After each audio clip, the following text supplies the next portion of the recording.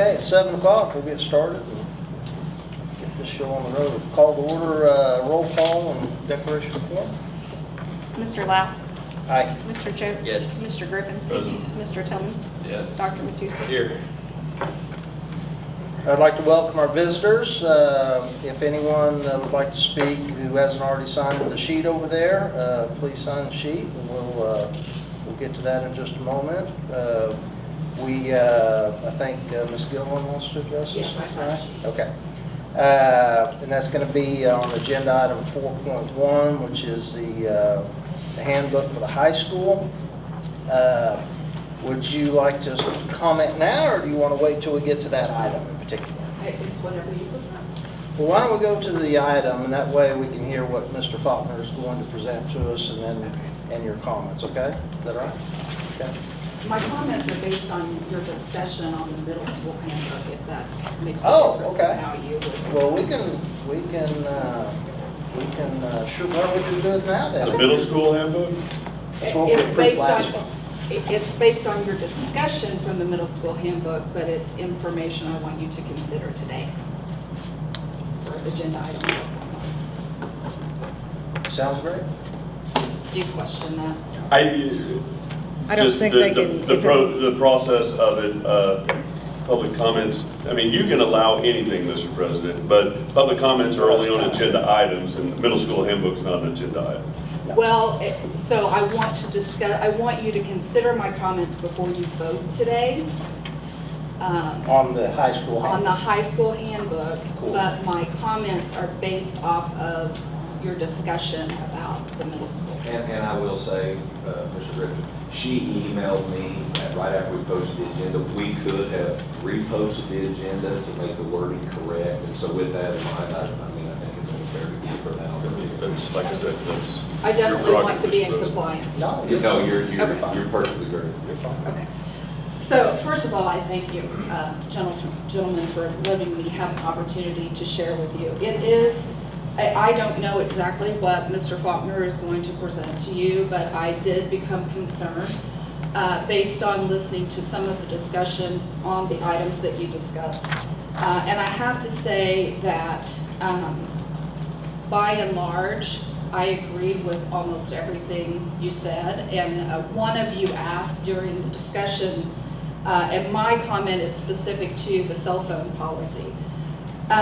One of you asked, why would a middle schooler need a cell phone? And I would have asked that same question 8 years ago. So I just wanted to come. I know there are probably other reasons, but I just wanted to share some knowledge with you for you to store in the back of your mind to consider as you're voting on today's policy as well.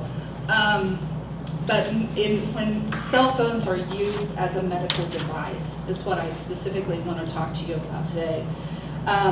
There could be other reasons, but the example I want to share with you is in the case of a type 1 diabetic that uses a continual glucose monitor. And I'll speak specifically to a Dexcom G6. So the Dexcom G6, the child would wear that on their body, but it communicates via Bluetooth technology to their mobile device. So the mobile device has to be within a certain distance of them, and I apologize that I didn't look up that specific distance, but I believe it's 20 feet. So it has to be turned on within 20 feet of them for it to stay connected, for them to be able to get continual readings on their blood sugar. It shows them trends, it shows them if their blood sugar is dropping low, it shows them if their blood sugar is going high, urgent lows, rapid rise, all the different things that could help them to be able to control their health and how they feel and how they're able to think and process during the day while they're in an educational environment.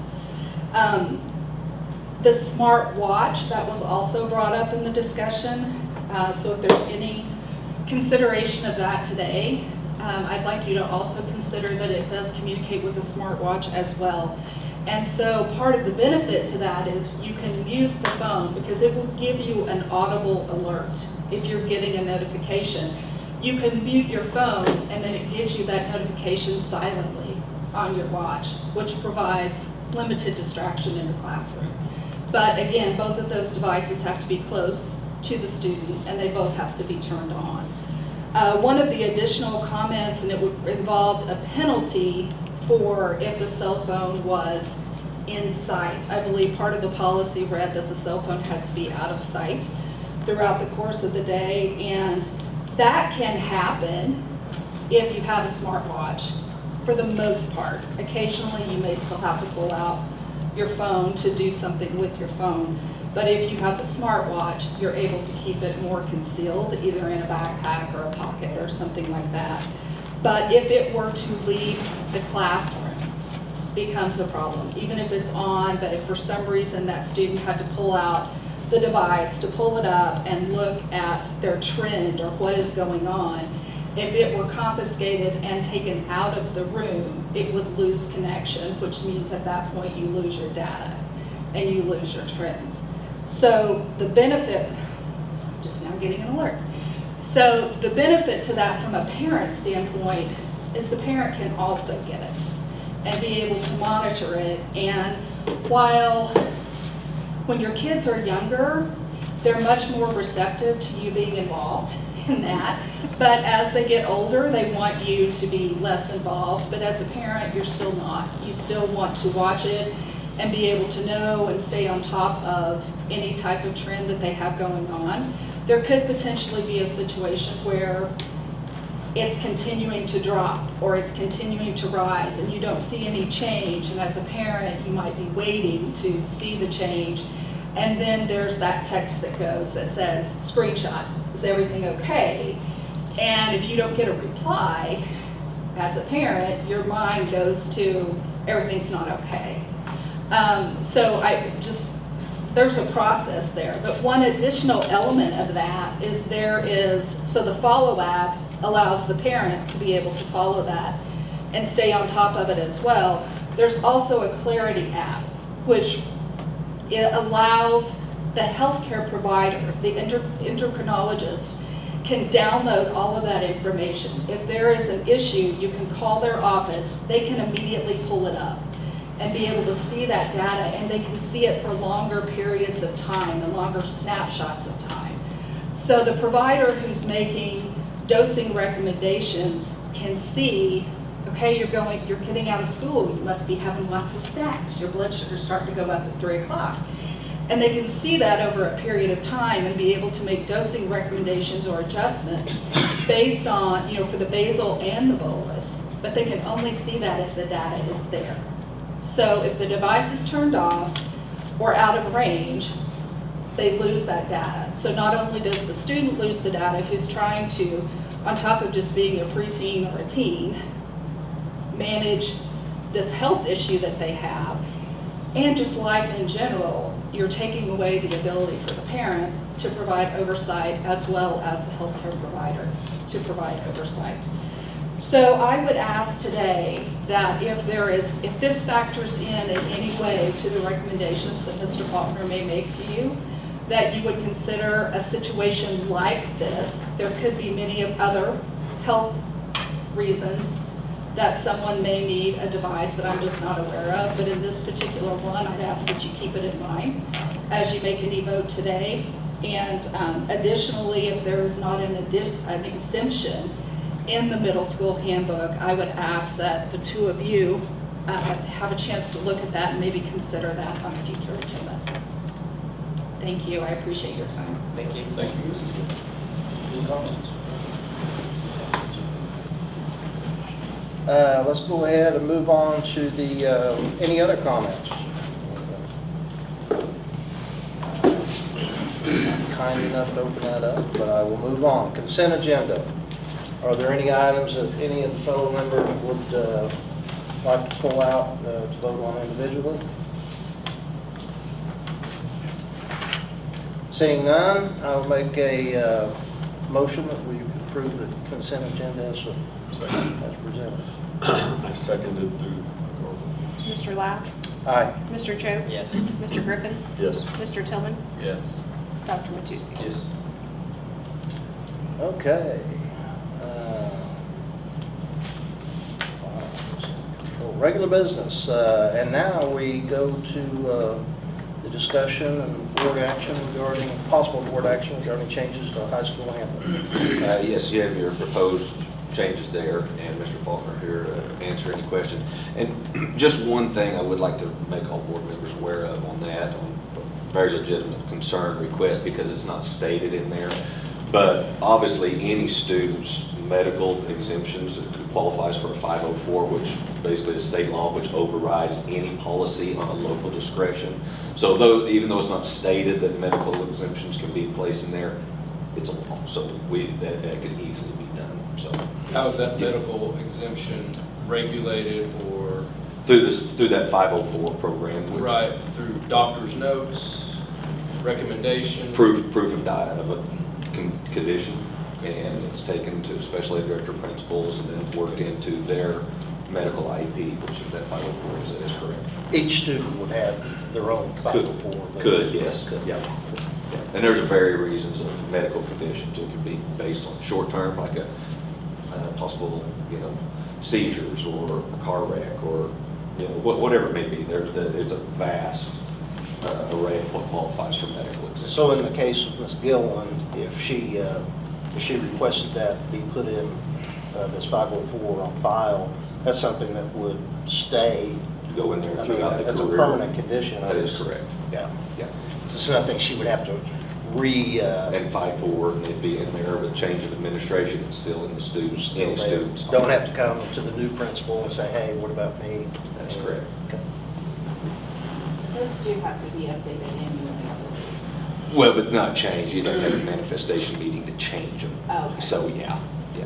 Thank you. Yeah, they do have to be updated, you're correct, signed off on yearly, but, yeah. Thank you.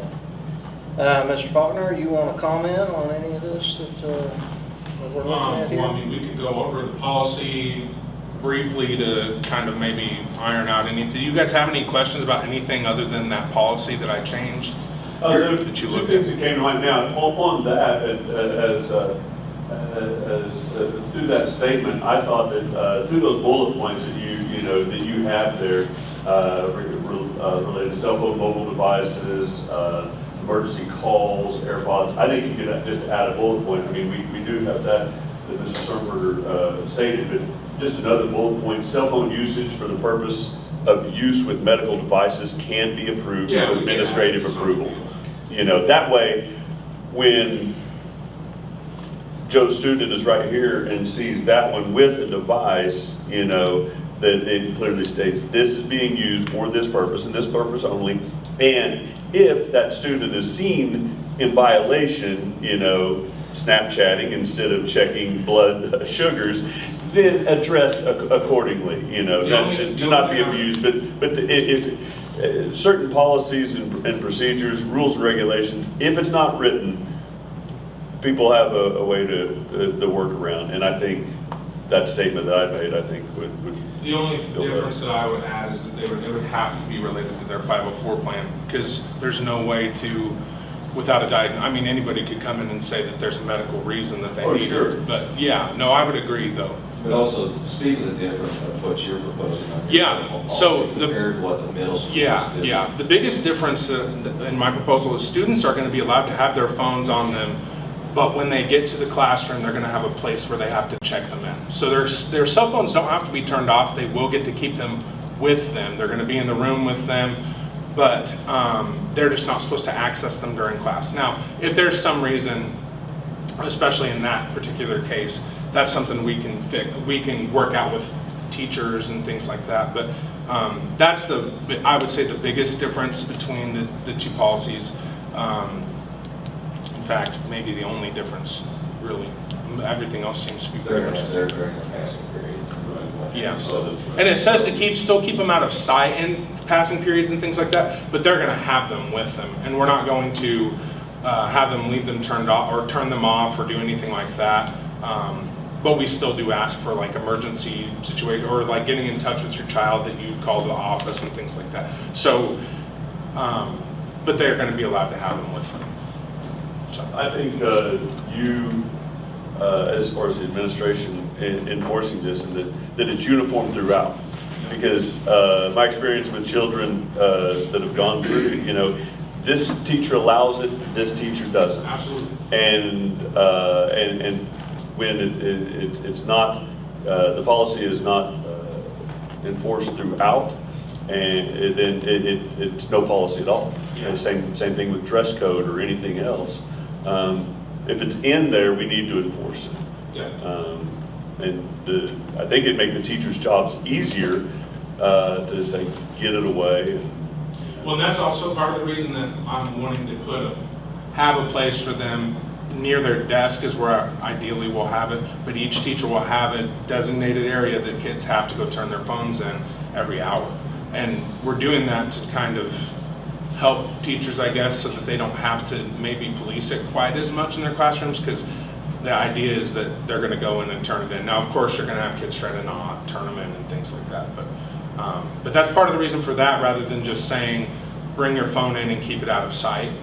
We have a place you have to put it during class. So that's to combat that a little bit, but we'll still have some issues. A technology question I have, because I don't do it myself, but does the phone have to be in proximity to the smartwatches? Yeah. Well, it depends. It depends on the. Oh, okay, so it can operate independently? It can. Oh, okay. Some smartwatches don't need a cell phone. Some need to Some have are one within 30 feet. Okay. But- Some are, Yeah. if it's an AT&T smartwatch, you don't need a cell phone. If it's a Pioneer, I learned. I'm just that. curious. Okay, sync my watch so I can leave my phone. The only other difference in mine is that I have kind of like a step system for offenses. Like the first offense is lunch detention, second one's after school, third one's ISD, fourth one's suspension or corporal punishment. And I threw that in there just, I mean, most parents aren't gonna want that, but there are some that would prefer to have their kid get a SWAT and then go back to class and be sent home. So I threw that in there as an option if a parent wants that. So, but anyways, that's that as well. Is there anybody, I got a question regarding one of the other changes, unless we want to stick on the technology. Just not to jump around, but to jump around. In relationship to your semester tests, Sure. You're adding, students may be exempt from a semester test in the spring semester. So you're wanting the students to take the fall semester test. Yes. Okay, and I know that that's the way you put it in here, and that's the way it's read, but unless you specifically state it, sometimes there's a workaround. I would offer that you might need to add, all students will be required to take the fall semester test with no exemptions. I know you intended that with just putting spring semester in, but if you don't specifically state that fall semester test, like I said, all students will be required to take fall semester tests with no exemptions, just adding that in there. Do we, and I mean, this is showing our entire policy, and I know it's evolved over the years, but I do know when I was on the board originally, because there was a great discussion, that the semester tests were comprehensive, that they were required to be comprehensive. Do you have any stipulations, do our teachers have any stipulation on a semester They're test supposed being to be comprehensive of what you learned that semester? They're Not- supposed to be, yes. Okay, not just okay, we're studying Macbeth. Yeah. So our semester test will be the Macbeth. Okay, so it's supposed to be comprehensive? Yes. Is it specifically written anywhere that it's supposed to be? Or is it just understood? Oh, well, I mean, it's told to the teachers that it needs to be comprehensive. They have to share a copy of that with me, and I guess it would be my job then, if they didn't make it comprehensive, to take care of that. I mean, we could put it And some in classes writing. don't, maybe allow for that, vocal music, well, or, some. I would disagree. Their concert would be considered their comprehensive, because that's what Right, they've been working on. yeah, what they've worked on all year long, and I'd just grab it. But yeah, no, I know what you're saying, absolutely. But- Art would be another one that would be kind of difficult to maybe have a comprehensive written exam on something. What they started learning in September. And for those, I would say that it could be project-based, and if you want me to like draft something for semester tests that is in writing, I could always do that. Well, and that has been that has evolved over the years. They have to be comprehensive, and it was removed. You know, sometime, there was a period of time where there was no exemptions. You know, we went for that for a few years, and, you know, then it was offered, let's give them the opportunity to be exempt. So, you know, we feed off of what you all, you know, deem as important to go. But I would add that to the semester test about Okay. needing to be I required can. to take the fall semester test. I think that's all the notes that I wrote on So do you want to make a motion to table this until he makes those changes, or do you want to approve it. No, this? I mean, if, It's fine. now, if you all don't deem that that's important, that was just some suggestions. No, so we will expect him to come back with more changes? Or just approve with the changes that we discussed? I would make a motion to recommend the changes. Well, as and I can make the discussed. changes, or if it's deemed that those, the two things that I mentioned. I think he can handle putting those two things in there. Yeah, I mean, I was in the process of just going ahead and doing it right now, so. okay. So what's your motion, Patrick? Are you finished with the presentation? Unless anybody else has any further questions. Okay. Nobody else have any changes? It's just me. Okay. Good. Then I'll move to approve the, let me just get the wording. I'll move to approve the changes regarding the high school handbook with the additions to the paragraph under semester tests to include the wording, all students will be required to take the fall semester tests, comma, with no exemptions, period. And I can hand this to you if you're needing that wording or you want to change it. And adding the bullet point in relationship to electronic device policy, cell phone usage for the purpose of use with medical devices can be approved with administrative authorization. Do you think it needs to have that other added? The 504? Okay, but just that. Covers it. I'll second. Mr. Lau. Aye. Mr. Choate. Yes. Mr. Griffin. Yes. Mr. Tillman. Yes. Dr. Matusek. I'm not sure anymore. Yes. Go read the minutes. I ain't just taking. New business. No new business. You voted yes and you don't. Superintendent reports. Okay, two things on superintendent's report. The State Department Office of School Safety and Security, they came out with Index on the 15th, met with Mr. Beeman and Mr. Cameron. Index, they handle a lot of our door entries, you know, cameras, things like that. So they went and found some soft areas that we needed to add. We talked about the three areas, you know, weak points, the one door that's always open, so we've added. You'll have either key fobs, it'll be timed with the bell systems, like our front doors where they're unlocked in the morning, then once class starts, be unlocked during the passing period. But then anytime before or after that, then they'd have to buzz in and get a visual. And so we got that. Security cameras all through Mr. Crosswhite's building, and a couple other just key fobs in other locations. That was The about science library. Science library building. We have key fobs there, securing that building as well. So that was the things Index picked up on. Anything I'm leaving out on that, Mr. Cameron? We had 2 cameras here. Had to add some here. Classroom, and then we're going to put access control on the front door here Okay. as well. That concludes. So basically anything that they saw that we needed, the areas, and luckily we're in a position to be able to do that financially and move forward. And then So how many fobs will that be? How many? Oh gosh, I have no idea. I mean, 900? No. No, what do you mean? Just for the employees? No, for the students. It's not for the students. Oh. The students would be, they'll be locked. During passing hours, I it's got you. unlocked. I got you. After that, it's locked, and so they have to buzz, and then Carolina, whoever's in the high school office, gets a visual, and then releases them. And it's that door, and then the northwest side on the cafeteria, and one more. And then on the annex, it goes out on the Yeah. east side of the cafeteria. Well, that's one I was talking about too. That's the one we always And the used one on the west to. side, and the one on the west side of the cafeteria. as Was, I well. thought there was 3. And the front door They're all gonna, Okay. And addition That of way another one in the that front will- door. that- And then there's one and one here. But who's gonna buzz them in here? Will that be the high school office too? no, there's just gonna be access control here. There's already one on this end for the kids whenever they buzz in.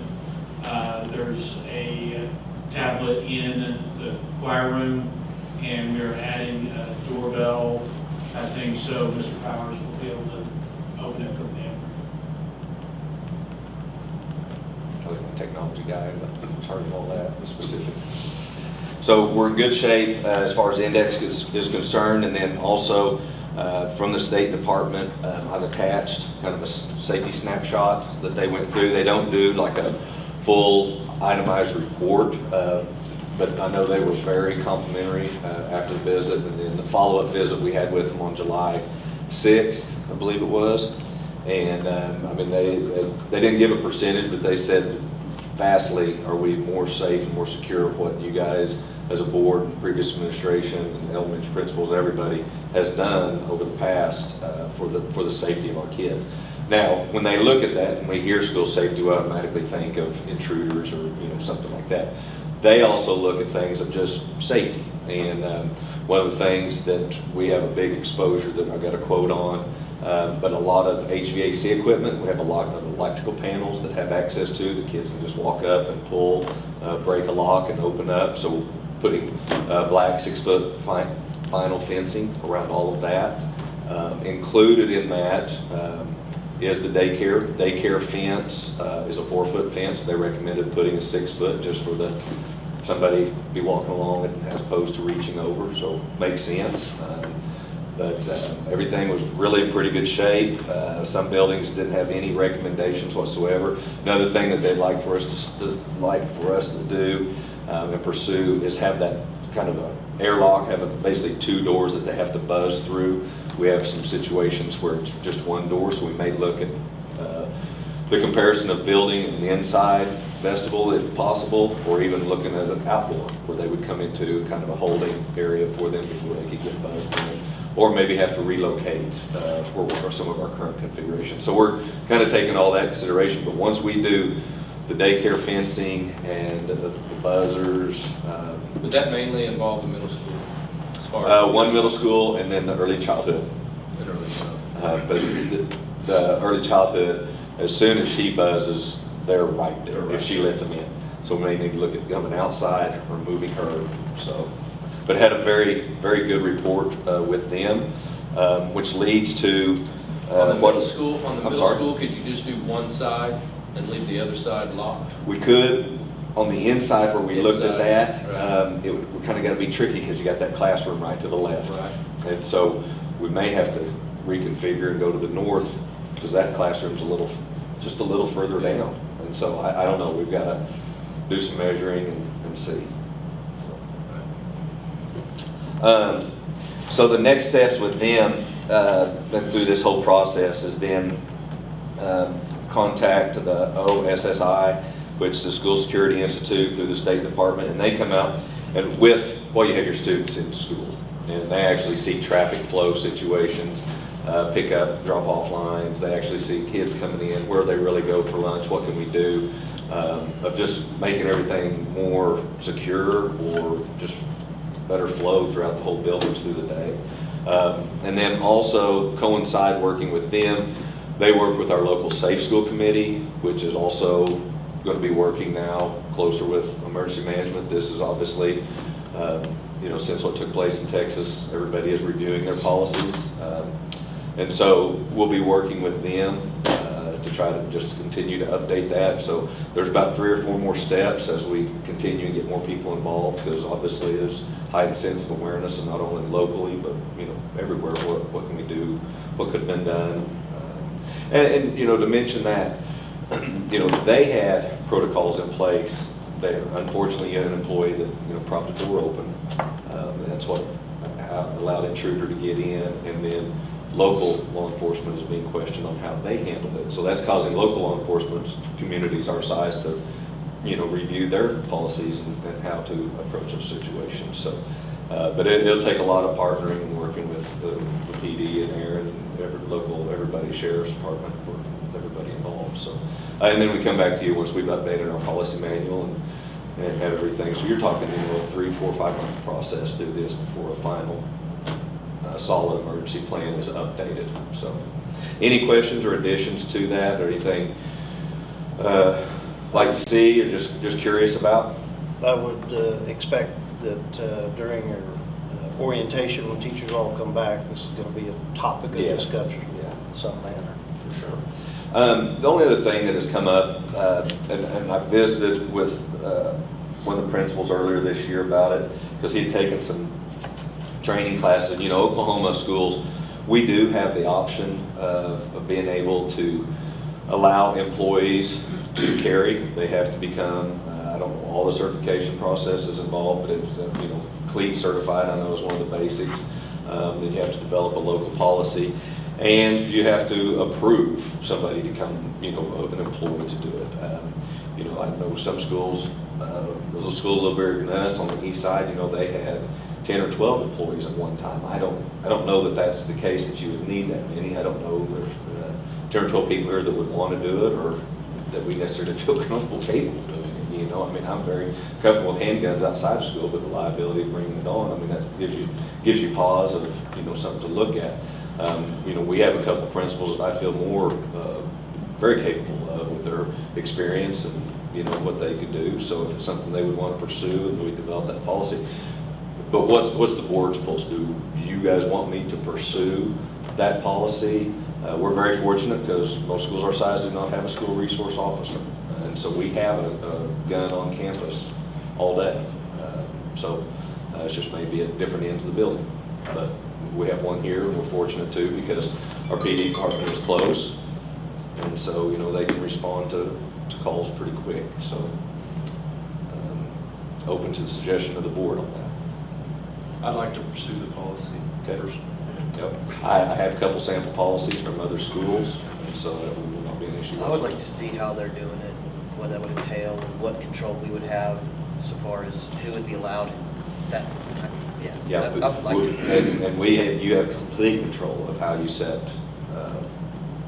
guidelines of who carries I think it's and can deny I and would it's like a request. You know, they set it up just like a lot of things on security. You don't really want to just come out and tell everybody all your weaknesses, you know. So it's kind of the same deal when somebody is board approved and allowed to carry a firearm on campus. You know, it's one of those you don't want them to know, you know, where those are. Right. And so that is something you can keep on a confidential basis through your board policy and be able to discuss in executive session, I believe, or authorized where if they meet their 10 criteria or 12 criteria, then they can carry. So, but I'll continue to get some more policies and come up with some ideas and bring back to you in the next board meeting to pursue that. So, okay? Yep. Thank you, guys. And then the facilities, per Mr. Griffin's request last time, and I have that map for you. We have the 3 areas at the football field on the field house. We have that south side that is labeled A. And then on the west side, in between the road and the fence, I couldn't get it to be labeled, but it's just the green highlighted area that kind of even extends around the north side of the football field. And then you have the yellow highlighted area, which would be Area C. Just got some rough quotes on concrete itself, not dirt work involved in this. And so Area A was right at 137, B was a little over 100, and C was just under 200,000. So that is something that, you know, obviously with dirt work and slope, you're going to have engineers involved, put out the competitive bids. You said that was concrete only? That is concrete only, yes. Uh, Rebar, all prep work for the concrete, Prep work. just no dirt work, prep work. So that's something that have to go out, we have to get civil engineer involved, obviously, with that. You know, architect, I don't think you would have to do. I'd have to do some checking on it.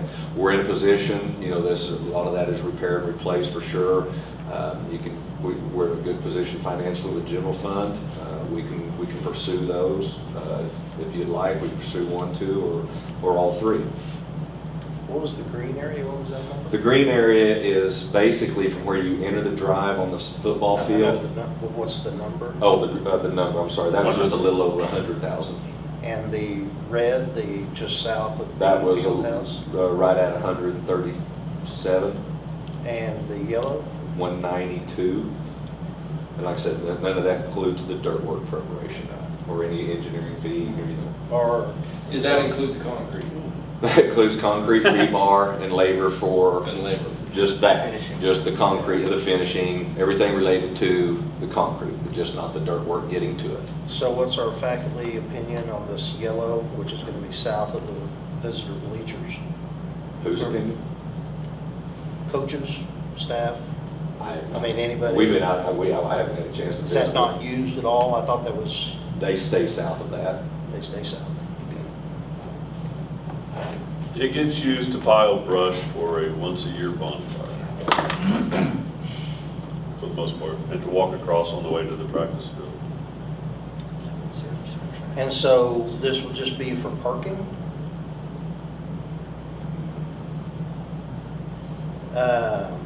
Well, to throw a wrinkle in that, I would like to, before I spend all that money on parking over there, I would like to figure out what the cost is going to be to finish up that ditch from the middle school and grade school.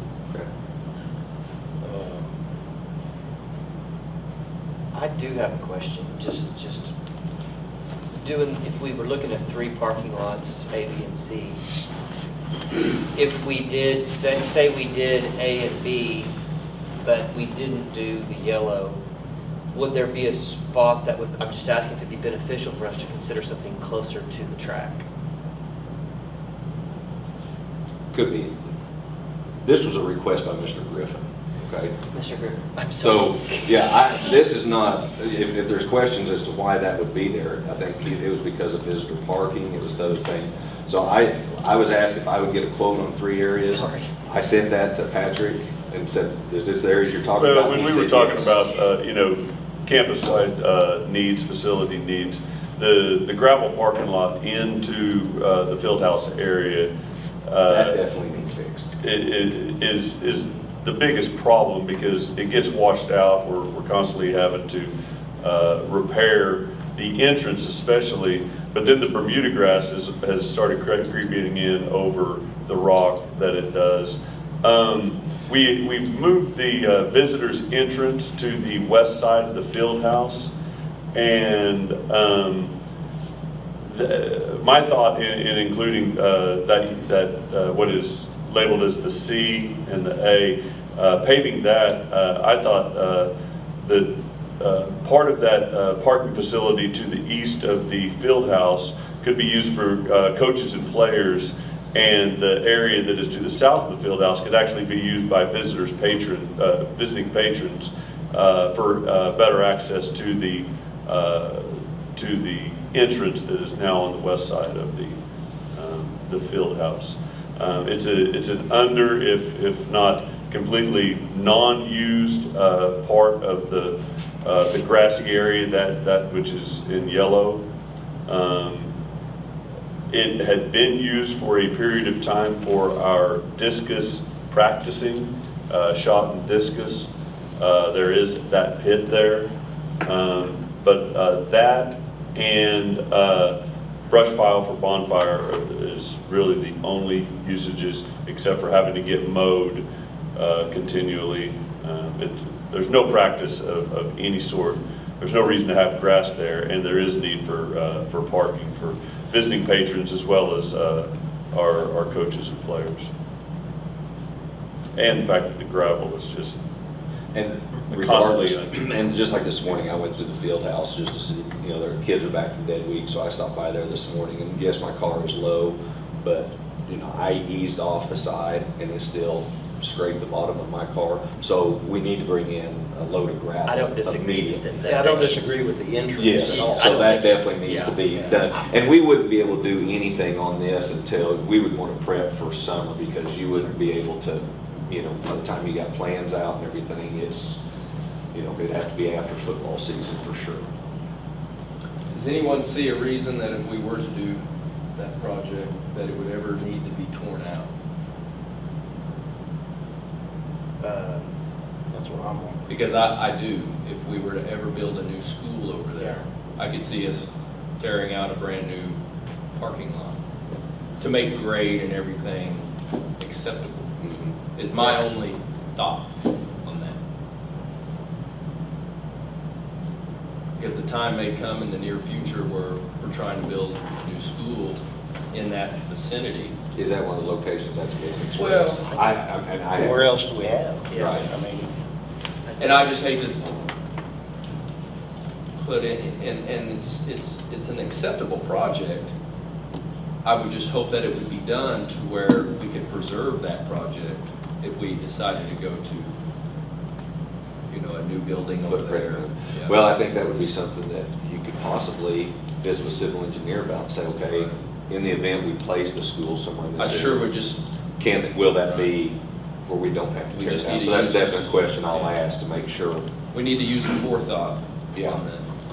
I was not aware of the discussion of that being. Well, I'm there just for sitting school. here looking at what we have available Sure. in a close proximity, and if we ever need to build a new school,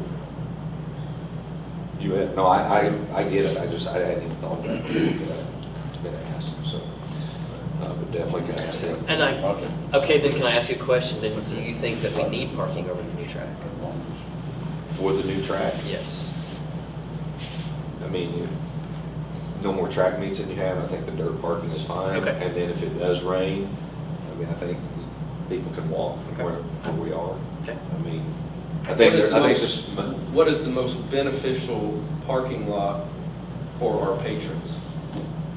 For football games, track meets, and so forth, in this project here? What do you think?